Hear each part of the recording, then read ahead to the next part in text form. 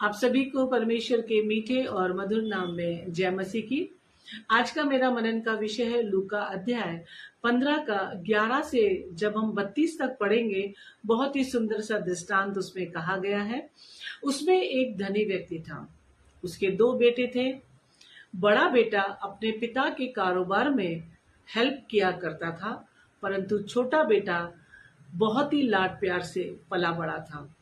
एक समय ऐसा आया कि छोटे बेटे ने अपने पिता से कहा कि जो भी अपनी धन संपत्ति है उसका मुझे मेरा हिस्सा दे दो, मैं उसे लेकर चला जाऊंगा।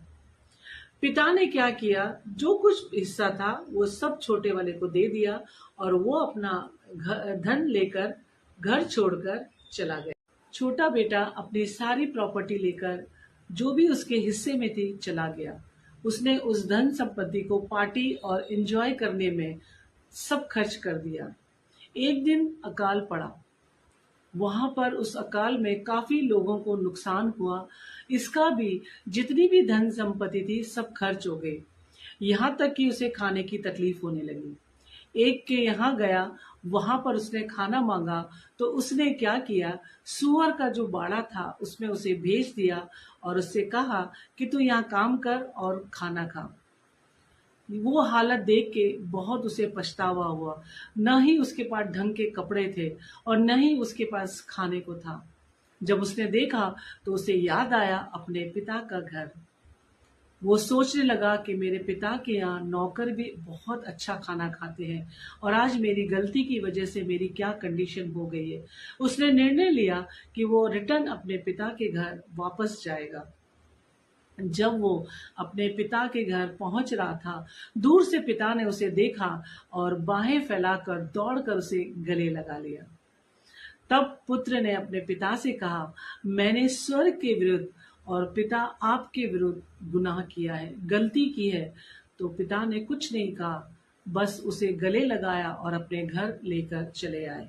अच्छे वस्त्र पहनाए, सोने की अंगूठी पहनाई, अच्छी चप्पलें पहनाई और बहुत बड़ा भोज उसने रखा। हर एक को आमंत्रित किया।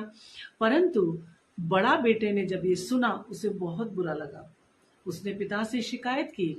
उसने कहा कि ये सब छोड़कर चला गया था, आपने इसे डांटा भी नहीं। पिता ने सिर्फ एक जवाब दिया, बेटा तू समझदार था, तूने धन संपत्ति को संभाला और मेरी मदद की। मेरा छोटा बेटा जो नादान था, पिता ने कहा, मेरा बेटा जो मर गया था वो जिंदा हो गया है, जो खो गया था वो मिल गया है। उसी तरह हमारा परमेश्वर है। इस संसार में न जाने हम जाने अनजाने कितने गुनाह और कितनी गलतियां करते हैं, परंतु हमारा परमेश्वर जो हमसे प्यार करता है, जब हम उसके चरणों में पश्चाताप के साथ आते हैं, वो सारे गुनाहों को माफ कर कर हमें गले लगाता है। वो देखता भी नहीं कि मेरे बच्चे ने क्या गलती और क्या गुनाह किया है। वो सिर्फ ये देखता है कि मेरा बेटा मेरे पास लौट कर आया है। तो माफ करने वाला परमेश्वर है।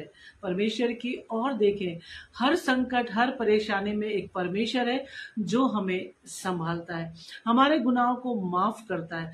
माफ ही नहीं करता, वो हमारे गुनाहों को भूल भी जाता है और हमसे पहले से ज्यादा प्रेम करता है। तो ये दृष्टांत हमें ये याद दिला रहा है। आज भी कई बार आप सुने होंगे बंटवारे की कहानी।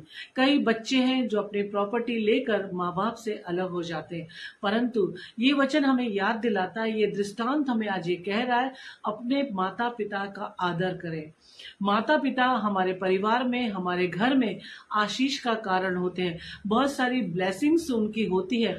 तो बच्चों को ये समझना चाहिए, धन संपत्ति आज है कल चली जाएगी, परंतु जो माता पिता की ब्लेसिंग्स है वो अनंत काल तक रहती है।